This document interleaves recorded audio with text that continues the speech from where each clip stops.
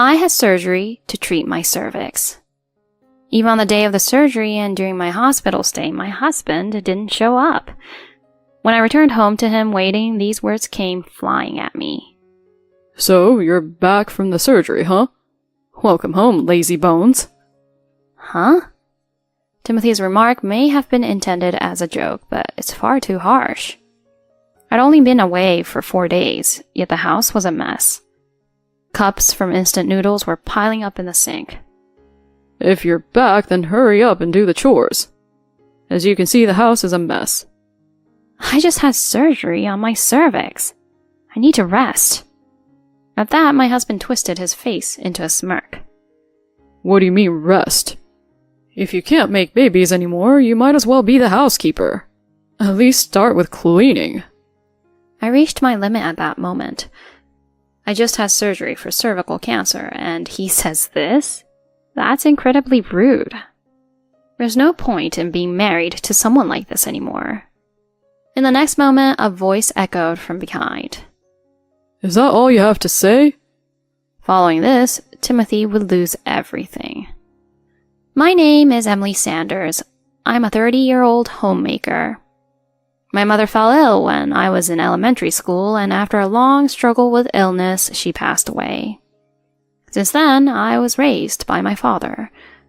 When my father asked me, "What do you want to become in the future?"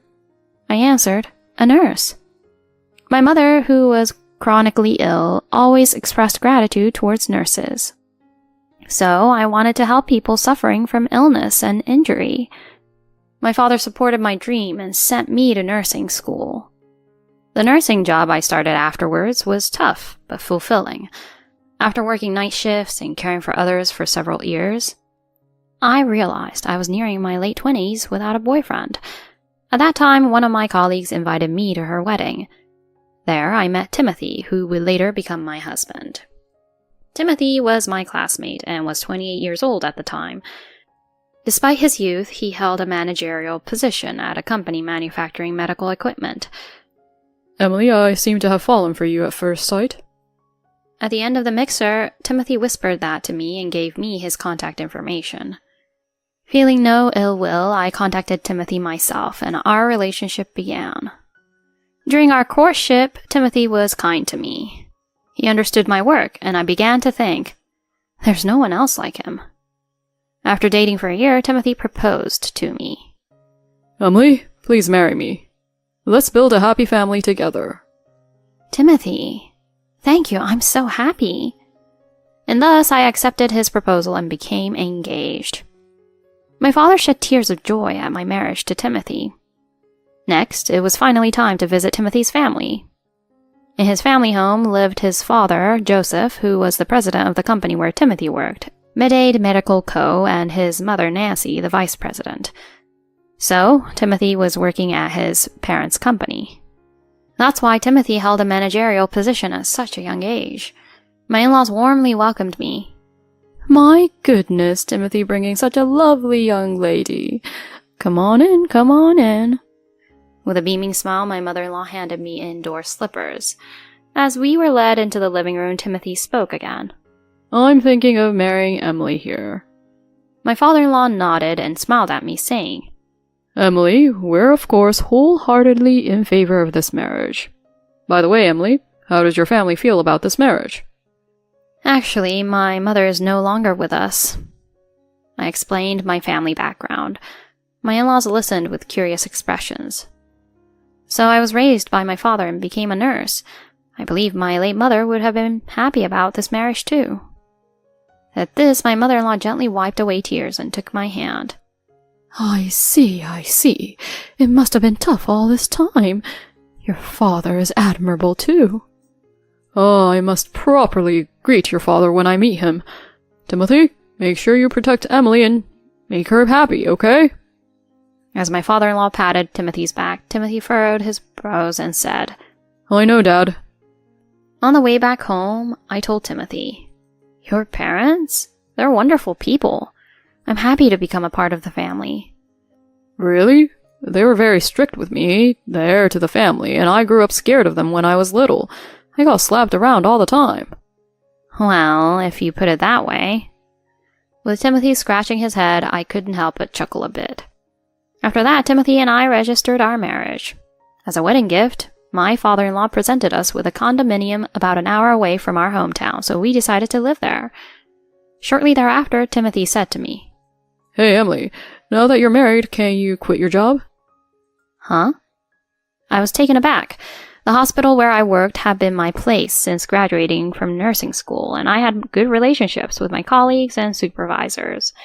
More than anything, I loved being a nurse. I had always assumed that even after marriage, I would continue working. So I replied, I actually want to keep working even after we get married. But Timothy didn't seem pleased. Huh? There are plenty of people who could replace your job. We can live just fine with my income. After getting married, if you keep working, people might think I'm incompetent without a housewife. I kept refusing, but Timothy kept insisting. Still, when I persisted with, I won't quit being a nurse, he finally seemed to give up, or so I thought. And thus began our married life with both of us working. Just as I was thinking that, I immediately hit a wall. Timothy didn't do any housework at all. Since he had experienced living alone, there was no reason he couldn't do it. He wouldn't even take his dishes after eating, let alone do a single cleaning task. While I was doing chores at night, he would just lie on the sofa messing around with his phone. Since I also have a job, having to take care of all the housework honestly felt like a burden.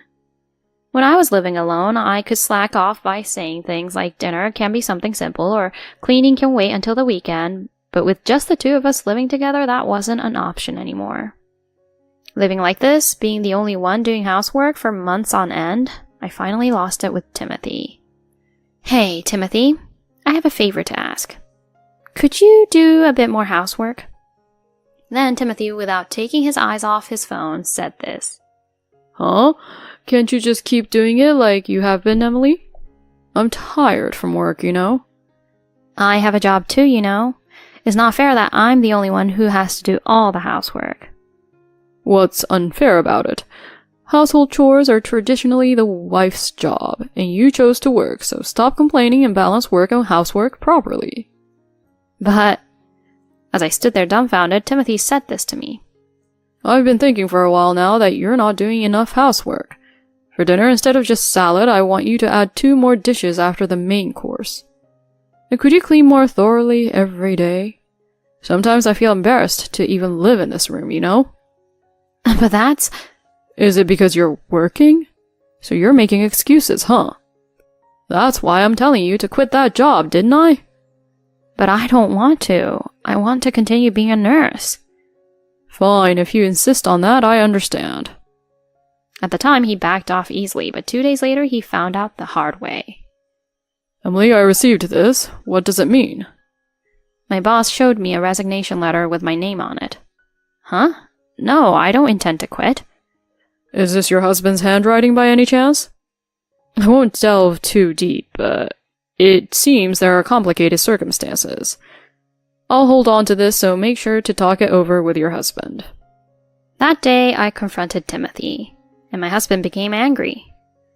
You can't even do housework properly, yet you want to work? That's too selfish. That's why I sent the resignation letter. But this is too much. Just quit your job. Otherwise we can get a divorce, you know? Before we even reached our first wedding anniversary, I was presented with divorce papers, leaving me frozen.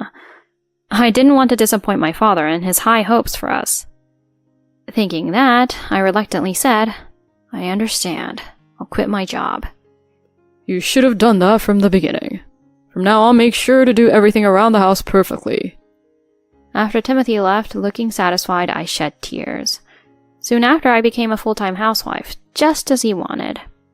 But that was the beginning of hell. If anything wasn't done to Timothy's liking, he'd scold and belittle me. He even insulted me, saying things like, "This is why women raised in broken homes are like this." Months passed in such a manner. Then another problem arose. Even after a year of marriage, we couldn't conceive. When I told him we weren't pregnant that month, he said, It seems like you're infertile after trying for a year. Yeah. Could it be because there's something wrong with you that you can't get pregnant? But before we got married, I had regular checkups and there were no issues. Fine, go to the doctor sometime and get checked out in detail. Upon Timothy's suggestion, I went to see a gynecologist. I hadn't been too concerned before marriage as I had been focused on work, but it turned out to be a blessing in disguise. The results of the examination left me shocked. An abnormality was found in my uterus, a mild cervical dysplasia. I was stunned. I recognized that term from my nursing days. So, it's cervical cancer? It's before it becomes cancerous, but if left untreated, it will develop into that. Let's start treatment from now on. I received an explanation from the doctor. The treatment involved a procedure called a saline resection, which would remove a part of the uterus.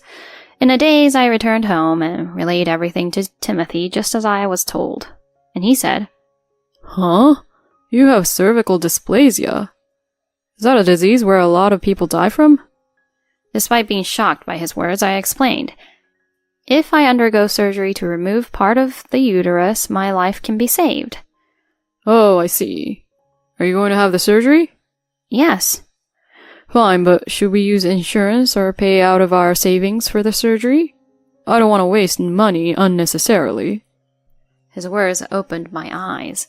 I had thought he would be concerned about my health, but instead he said such things.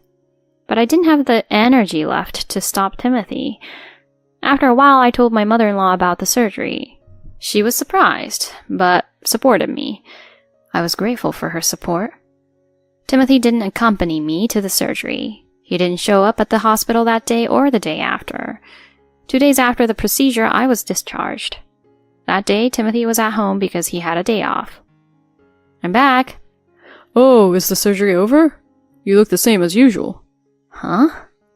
He might have meant it as a joke, but his words were too harsh. Even though I had only been away for 4 days, the house was a mess. There were cup noodle containers piled up in the sink. If you're back, then hurry up and do the housework. As you can see, the house is a mess. I just had surgery for cervical cancer. I need to rest. What do you mean rest? If you can't have children anymore, you should at least be a proper housewife. Huh. Start with cleaning. Haha. At that moment, I reached my limit. This kind of talk to a wife who just had cervical cancer surgery? There's no point in being married to someone like this anymore. Suddenly, a voice came from behind. Timothy, is that all you have to say? Huh? Mom? And Dad? Appearing behind us were my in-laws, their faces red with anger. Emily said she was getting discharged, so we came to check on her. Since the front door was open, we let ourselves in. We heard everything from earlier. As my father-in-law said this in a low voice, Timothy's face turned pale. My mother-in-law stepped forward and looked at me. Emily, are you okay? Lie down or sit however you're comfortable. We'll take care of him. I took advantage of my mother-in-law's words and sat down. Then my mother-in-law said, Tell me what Timothy did to you. And I told her everything. Being forced to quit my job, being verbally abused, not receiving help with medical expenses, and not even receiving any visits. My parents-in-law, who had been silent until then, started trembling. Timothy, with a pale face, alternated between looking at me and his parents. Dad? Mom? That's not it. She's always slacking off on housework, so I have to say something or she won't do anything. Shut up, you piece of trash. You're not worthy of being called a husband. At my father-in-law's shout, Timothy trembled violently. Then my mother-in-law spoke quietly to Timothy. Timothy, do you remember when I had to be hospitalized because of cancer when you were in high school? It was news to me that my mother-in-law had cancer. At the time, your father was really worried and reassured me that he would take care of everything at home, so don't worry. Didn't you see your father like that? But Mom, the one who's feeling most helpless here is Emily. Instead of caring for your wife, you treat her like dirt. You stupid son. My mother-in-law slapped Timothy's cheek. The sound echoed, and Timothy covered his cheek, his eyes wide with shock. Since we're married, isn't it my job to discipline my wife too? Isn't that how it's supposed to be? Are you still talking, you piece of trash? This time my father-in-law delivered a powerful punch to Timothy. As Timothy groaned, my father-in-law said, Our company is a medical equipment manufacturer. We do work that benefits patients. We can't let someone like you take over the company. You're fired. Huh? Fired? My mother-in-law followed up. Of course, we're also cutting ties with you. Get out of this house and never show your face again. Wait, Dad, Mom, please. Timothy was pleading with them, but my in-laws didn't change their minds. Then Timothy started to cling to me. Emily, I'm sorry. I apologize, so please convince my parents too. He'll be in trouble without my income too, right? That's when I said firmly, Timothy, let's get divorced. I'll claim division of assets and compensation for mental anguish, so be prepared for that. But... As Timothy started crying, my father-in-law grabbed him by the collar and dragged him off somewhere. Left behind, I was repeatedly apologized to by my mother-in-law. After a while, Timothy and I got divorced. Thanks to my father-in-law hiring a lawyer, the divorce went smoothly. I obtained assets division and compensation, and my in-laws even provided a substantial amount of money earned from selling the apartment as compensation for the trouble caused. Timothy was indeed fired from my father-in-law's company. Being kicked out of the house and having exhausted his savings on payments to me, he ended up crashing in a bathtub-less apartment and now juggles multiple part-time jobs, I heard. Even hearing that, I feel no sympathy whatsoever. I want him to experience hardship. On the other hand, using the compensation, I moved out and started a new life. The recovery after surgery went well, and I was able to return to work as a nurse. I chose to work in women's health. I wanted to be a support for those who went through what I did. Furthermore, 2 years after divorcing Timothy, I met someone and remarried, and we were able to have children. Since my cervical cancer was detected early, it didn't affect my ability to conceive. I'm grateful to my in-laws who supported me during that time, and I want to live happily with my own family from now on.